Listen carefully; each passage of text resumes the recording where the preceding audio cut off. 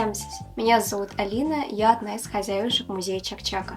Существует большое количество рецептов Чак-Чака. Это угощение может быть разным. Но сегодня я хочу вам рассказать, как приготовить самый настоящий традиционный казанский Чак-Чак. Мы берем одно яйцо, взбиваем его.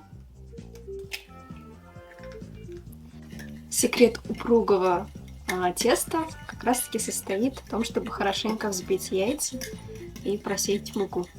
По рецепту нам нужно 6 столовых ложки муки, но начнем с 3.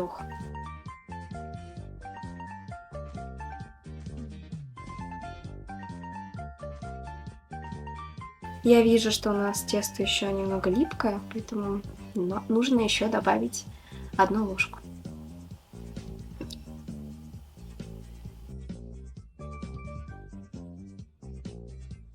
Тесто можно уже переложить на доску и дальше уже руками его разминать. У этого теста есть свой секрет. Оно должно быть очень мягким, как пузику у казанских котиков.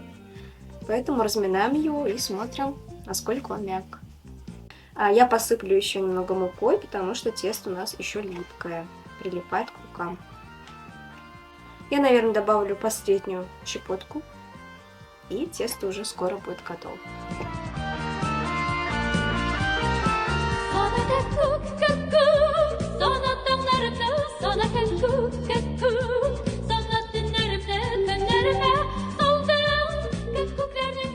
Перед тем, как мы начнем нарезать нашу лапшу, нам нужно поставить греться казан.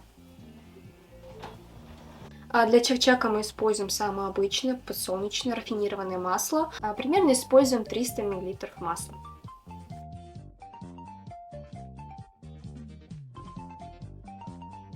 По толщине наше тесто должно получиться примерно 2-3 мм. Затем нам нужно будет наше тесто нарезать на полоски шириной примерно 2 женских пальца, и затем уже полоски нарезать поперек кусочками.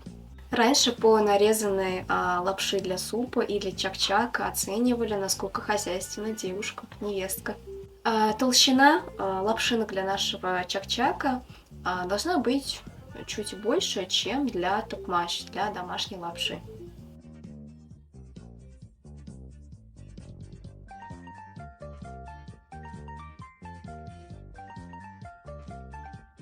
Чтобы проверить масло на готовность, нам нужно в масло кинуть кусочек теста.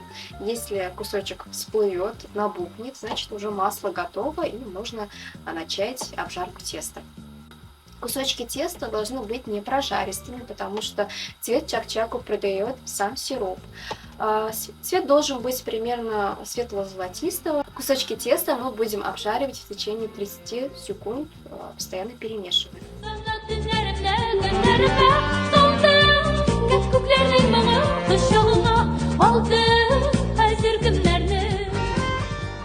Вот этот хороший, а этот уже пережаренный. Наши лапшинки готовы, теперь нужно приготовить сироп. Для сиропа нам нужно 2 столовые ложки меда и столько же сахара, то есть в равных пропорциях. Для чак-чака мы используем самый обычный цветочный, либо полевой мед. Он дешевый, но, как правило, он самый подходящий. И 2 столовые ложки сахара. Маленький ковшик мы ставим на медленный огонь и пока сироп не трогаем.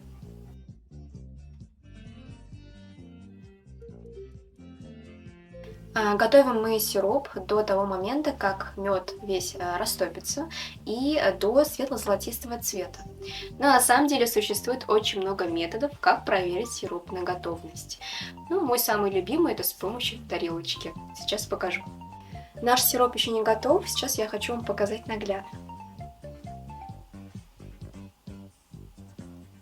Он скатывается.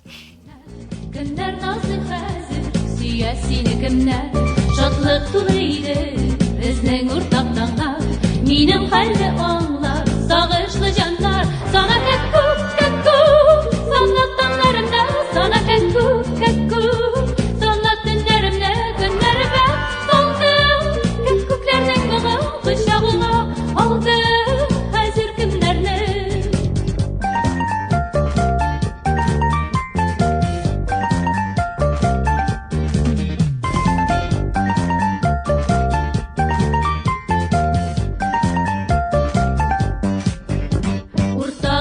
yıllar Urtak idi aylar Minim yüreğim Наш чак-чак уже готов, я его еще и украшу. Но если вы хотите узнать побольше об этом угощении, то приходите к нам в гости в музей Чак-Чака.